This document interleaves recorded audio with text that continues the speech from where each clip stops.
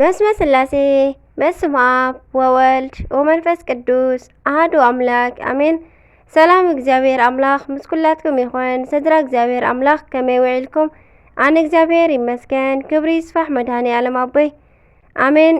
ስንክሳር ዘወርሃ መስከረም 16 ስንክሳር ድሰምዕ ዘንብብ ፍቕሪ ጎይታ ኣብ ልቡ ይዕንብብ ሓለዋን ጸሎትን ናይ ቅዱሳን ድማ ይረክብ።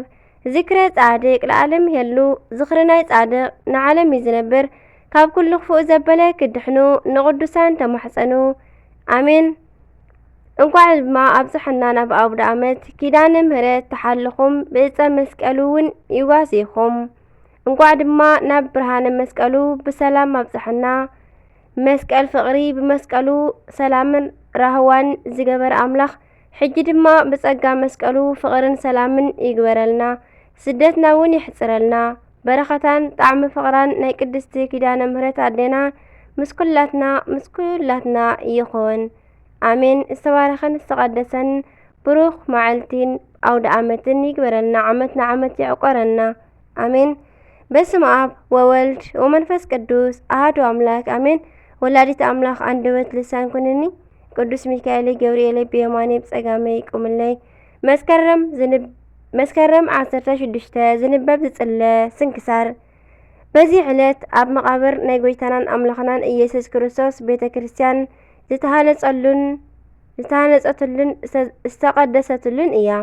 ከምኡ እውን ኣብ ኢየሩሳሌም ንግስቲ ኢለኒ ዝገለጸቶም ዝኸበሩ ኣቦታት ዝተሰርሑሉን ዝኸበሩሉን እዩ። እዚ ድማ ከምዚ እዩ። ወዳ ቆስጥንጢኖስ ካብ ዝነግስ ኣብ 20 ዓመቱ ቅዱሳን ዝኾኑ 318 ኣቦታት ኣብ ከተማ ኒቅያ ምስ ተኣከቡ ቅድስቲ ኣዲኡ ኢለኒ ከምዚ በለቶ፣ ዝወደይ ናብ ቅድስቲ ሃገረ ኢየሩሳሌም ብምኻድ ናይ ክቡር ንጉስ ዝኾነ ናይ ቅዱስ ክርስቶስ ዕፀ መስቀል ደልየ ምእንቲ ከምጽኦ ንእግዚአብሔር መብፅዓእቲ እየ። ቆስጠንጢኖስ ድማ ሰሚዑ በዚ ነገር ደስ በሎሞ ምስ ብዙሓት ሰራዊት ብዙሕ ገንዘብ ሂቡ ድማ ለኣኻ። ዝኸበረ ናይ ግምጃ ኣልባሳትን ድማ ሃባ። ንሳ ድማ ናብ ኢየሩሳሌም መብጽሐት። ኣብ ዝበጽሐት ጊዜ ካብ ዝኸበሩ ኣቦታት ተባረኸት። ድሕሪኡ ስለ ዝኸበረን ኣድሓኒ ስለ ዝኾነን ዕፀ መስቀል መርመረት እሞ ብዓብይ ድኻምን ሽግርን ምስ ረኸበቶ ድማ ዓብይ ክብሪ ኣኽበረቶ። ብዓብይ ምስጋና ድማ ኣመስገነቶ። ድሕሪኡ ኣብ ጎለጎታ ቤተልሔም ድማ ክብሪ ይኹነሞ ጎይታናን ኢየሱስ ክርስቶስ ኣብ ዝተወልደሉ ቦታ በዓቲ ድማ ኣብ ጽርሐ ጽዮን ናይ እመቤትና ማርያም ስግኣ ኣብ ዝተቐበረሉን ኣብ ጌተሰማንን ኣብ ደብረ ዘይትን ድማ ኣብ ዝኸበሩ ቦታታት ኩሉ ናይ ቤተ መቕደስ መሰውኢ ምእንቲ ክሰርሑ ኣዘዘት። ከምኡውን ብዕንቁን ብብሩርን ብወርቅን ምእንቲ ከማዕርግዋ ከወቅብዋ ኣዘዘት። ኣብ ኢየሩሳሌም ድማ ስሙ መቃርስ ዝበሃል ኤጲስቆጶስ ኣሎ። ንሱ ድማ ንንግስቲ እለኒ ከምዚ ኢሉ መኸራ፣ ነዚ ከምዚ ኣይትስረሒ፣ ድሕሪ ቁሩብ ዘመናት ኣብዛ ሃገር ምእንቲ ክነግሱ ኣህዛብ ክመፁ እዮም እሞ በላ። ንኹሉ ድማ ክማርኹ እዮም፣ ቦታታት ድማ ከፍርሱ እዮም፣ ወርቅን ብሩርን ዕንቁን ከኣ ክወስዱ እዮም። ነገር ግን ጽኑዕ ዝኾነ ዘይናወፅን ዘይፈርስን ጽቡቕ ህንፃ ምእንቲ ክተስርሒ ይግባእ። ካብኡ ዝተረፈ ድማ ንድኻታትን ንዝተሸገሩን ሃብዮም በላ። ንሳ ድማ ናይ ኣባ መቃርስ ምኽሪ ተቐቢላ ነቶም መኳንንቲ ኩሎም ንኣባ መቃርስ ብምእዛዝ ኣብ ዝኸበሩ ቦታታት ኩሉ ኣብያተ ክርስቲያናት ምእንቲ ክሃንጹ ኣዘዘቶም። ድሕሪኡ ንግስቲ ኢለኒ ናብ ወዳ ናብ ቅዱስ ንጉስ ቆስጠንጢኖስ ኣብ ዝተመልሰት ጊዜ ኣብ ኢየሩሳሌም ዝገበረቶ ኩሉ ነገረቶ። ንሱ ድማ ነዚ ሰሚዑ ደስ በሎ። እንደገና ካልእ ብዙሕ ገንዘብን ነቲ ህንፃ ተቖጻጺሮም ዝሕሉ ሽሞኛታትን ለኣኸ። ንዝሰርሑን ናይ ህንፃ ስራሕ ንዘገልግሉን ኩሎም ድማ ደመወዞም ከየጉደሉ ኩሉ ጊዜ ምሸት ምእንቲ ክህብዎም ንጉስ ኣዘዘ። ምክንያቱ ስለ ደመወዙ ምእንቲ ከይበኽዩን ከይሓዝኑን እግዚአብሔር ድማ ስለ ብኽያቶም ኣብ ልዕሊኦም ከይቁጣዕ ስለ ዝፈርሕ እዩ። ጻድቕ ንጉስ ቆስጠንጢኖስ ድማ ካብ ዝነግስ ኣብ 30 ዓመቱ ናይ ዝኸበሩ ቦታታት ህንጻታትን ኣብ ዝተፈጸመ ግዜ ንዋየ ቅዱሳትን ዋግኦም ብዙሕ ድንቂ ዝኾነ ዝኸበሩ ናይ ግምጃ ኣልባሳትን ለኣኸ። ከምኡውን ናብ ናይ ቆስጠንጢንያ ሊቀ ጳጳሳት ኤጲስቆጶሳት ብምሓዝ ምእንቲ ክቐርብ ከምኡውን ናብ ናይ አንጾኪያ ሊቀ ጳጳሳትን ናብ ናይ ሃገረ እስክንድርያ ሊቀ ጳጳሳትን ናብ ኣባ አትናሲዮስን ኤጲስቆጶሳቱን ብምሓዝ ንኹሎም ሊቃነ ጳጳሳት ናብ ኢየሩሳሌም ተኣኪቦም ኣብ ዝኸበሩ ቦታታት ንዝተሰርሑ ወይ ድማ ንዝተሃንጹ ኣብያተ ክርስቲያናት ምእንቲ ከኽብሩ ንጉስ ከም ዝኣዘዞም ድማ ኩሎም ተኣከቡ። ክሳብ መስከረም ዕለት 16 ተቐሚጦም በዛ ዕለት እዚኣ ንኹለን ኣብያተ ክርስቲያናት መሰውኢኡ ኣኽበሩ። ናይ ቁርባን ቅዳሴ ድማ ቀዲሶም ንምእመናን ቁርባን ኣቐበሉ እሞ በዚ ዕለት ድማ ከቶ ከምኡ ኮይኑ ዘይፈልጥ ዓቢ ደስታ ኾነ። ንዝኸበረ መስቀል ድማ ብሽኻም ኣብቲ ቦታታት ዘሩ እሞ ኣብቲ ውሽጢ ድማ ንእግዚአብሔር ሰገዱ ኣመስገኑ ድማ ንመስቀል ድማ ኣኽበርዎ። ናብ ሃገሮም ድማ ብሰላም ብፍቕሪ ተመሊሶም ኣተዉ። ንእግዚአብሔር ኣምላኽና ምስጋና ይኹኖ። ብሓይሊ መስቀሉ ድማ ንኹላትና ናይ ክርስቲያን ወገናት ይሓልወና ንዘላለም ዓለም ኣሜን። ከምኡውን ቅዱስ ጦቢት ጻዲቅ ነቢይ በዚ ዕለት ብናይ ፋርስ ንጉስ ብኢድ ኣሜኔሶር ተማሪኹ ናብ ነነዌ ሃገር ዝተወስደ ካብ ነገደ ንፍታሌም ዝኾነ ወዲ ገባኤል ቅዱስ ጦቢት ዓረፈ። ካብ ነገደ ንፍታሌም ጦቢት ዝበሃል ሙሉእ ህይወቱ ጽቡቕ ግብሪ እናገበረ ብቕንዕና ሕጊ እግዚአብሔር እናፈጸመ ዝመላለስ ሰብ ነበረ። በዓልቲ ቤቱ ሃና ሓደ ወዲ ድማ ጦብያ ይበሃሉ። ኣብ ስደት ከሎ ከይተረፈ ብእምነቱን ብሰናይ ግብሩን እሙን ነበረ።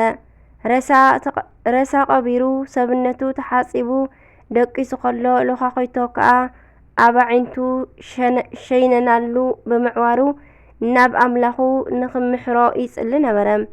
በዛ መዓልቲ እዚኣ ድማ 7 ግዜ ተመርዕያ ኣስማንዲዮስ ብዝተባሃለ እኩይ ጋኔንስ ዝመተትዋ ዝነበሩ ሳራ ጓል ራጉኤል ብግዝእታ ስለ ዝተጸርፈት ጉህያ ካብዚ ውርደት እዚ ከድሕና ንፈጣሪኣ ትልምን ነበረት።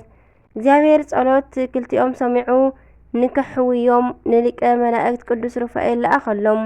ድሕሪዚ ጦብያ ምስ ገባኤል ዘሎ ገንዘቡ ዘኪሩ ንጦብያ ምዒዱ ክሰዶ ዓስቦ ዝውሃቦ መካይድቲ ሰብ ክደሊ ነገሮ። ጦብያ ድማ ካብታ ቤት ውፅእ ምስ በለ ምስ ቅዱስ ሩፋኤል ኣዛርያ ተራኸቡ። ጉዕዞ ተጀሚሩ ከባ ጤግሮስ ሓደሩ። ጦብያ እግሩ ክሕጸብ ምስ ደለየ ካብቲ ሩባ ክውሕጦ ዝደለየ ምስ ዓሳ ምስ ወፀ ሓሞቱን ልቡን ጸሊም ከብዱን ክወስዶ ነገሮ እሞ ንስውን ንምንታይ ከም ዘገልግል ሓተቶ። ልብን ጸሊም ከብድን ንኹሉ ጋኔን ዝሓዞ እንተ ዓጠንካዮ እቲ ጋኔን ከም ዝሃድምን ከም ዘይምለስን እቲ ሓሞት ድማ ዓይኑ ንዝዓወረ እንተ ኣንጢብካሉ ከም ዝርኢ ነገሮም። ኣብ መንገዲ ኤክባታና ከለዉ ኣብ እንዳ ራጉኤል ከም ዝሓድሩን ንሳራ ዝምርዓዋ ንሱ ጥራይ ምዃኑ ይነግሮም። እንተኾነ ግን ጦብያ ከምቶም ተመርዕዮምዋ በቲ ጋኔን ዝሞቱ 7 ሰብኡት ከም ዘይመውት ነገሮ። ቅዱስ ሩፋኤል ናይቲ ዓሳ ልብን ጸሊም ከብዳን ኣብቲ ዝተክኽ ዕጣን ምስ ገበሮ ነቶም ሰብኡት ዝቐትሎም ጋኔን ካብ ሳራ ከም ዝወፅእን ሰማያዊ ኣምላኽ ብምሕረቱ ከም ዝጥምቶምን ኩሉ ነገሮም። ድሕሪዚ እንዳ ራጉኤል ኣትዮም ከምቲ ሕጊ ሙሴ ዝእዝዞ ንሳራ ሰበይቱ ክትኮኖ ሃቦ። እቲ ኩሉ ጸገማ ከምቲ ቅዱስ ሩፋኤል ዝነገሮ ምስ ገበረ እቲ ጋኔን ካብኣ ወፀ። መርዓ ተፈጺሙ ናብ ወለዱ ክምለስ ከሎ ቅዱስ ሩፋኤል በቲ ሓሞት ዓሳ ንዓዒንቲ እናተለኸየን ከም ዝሓዊ ተዛረቦም። ከምታ ዝተሓበሮ ድማ ነተን ዝዖራ ኣዒንቲ ጦቢት ምስ ለኸየን ሓወያ። ጦብያ ብኩሉ ተሓጒሱ ንእግዚአብሔር ኣመስገነ። በዓላት መርዓ ምስ ሓለፈ ጦብያ ንጦቢት ወዱ ነቲ መካይድቱ ዝነበረ ዓስቡ ክንደይ ከም ዝኸፍሎ ሓተቶ። ጦብያ በቲ ኩሉ ዝተራድኦ ብሰላም ናብ ቤቱ ክምለስ እውን ስለ ዝገበሮ ፍርቂ ናይቲ ዘምጽኦ ሃብቲ ከም ዝግብኦ ነገሮ። ሽዑ ቅዱስ ሩፋኤል በቲ ኩሉ ዝተገብረሎም ንእግዚአብሔር ከመስግኑን ግብሩ ክነግሩን ንሱ ሓደ ካብቶም ጸሎት ቅዱሳን ዘዕርጉ ኣብ ቅድሚ እግዚአብሔር ደው ዝብሉን 7 ቅዱሳን መላእኽቲ ሓደ ምዃኑ ነገሮም። ጦቢትን ጦብያን ከዓ ብፍርሒ ብግንባሮም ተደፊኦም ኣብ ምድሪ ወደቁ። ንሱ ከዓ ኣጀኹም ኣይትፍርሑ ክሳብ መወዳእታ ንኣምላኽ ከመስግንዎ ዝተገብረሎም ክጽሕፍዎ ነጊሩ ናብ ሰማይ ዓረገ። በቲ ኩሉ ዝገበረሎም ዘደንቕ ግብርታት ንእግዚአብሔር ኣመስገኑ። ክብሪ ይኹን እሞ ቅዱስ ጦቢት ስለ ናይ ክርስቶስ መከራ ከምዚ ኢሉ ትንቢት ተዛረበ። ንሱ ብኃጢአትና ክገርፈና እዩ፣ ደጊሙ ድማ ይቕረ ክብለልና እዩ። ከምኡውን መከራና ዝዝክሩ ዝተመስገኑ እዮም። ንሶም ክብርኻ ኣብ ዝረአዩ ጊዜ በኣኻ ደስ ክብሎም እዩ እሞ በላ። ደጊሙ ድማ ስለ ናይ ኢየሩሳሌም ምህናጽ ከምዚ ኢሉ ትንቢት ተዛረበ።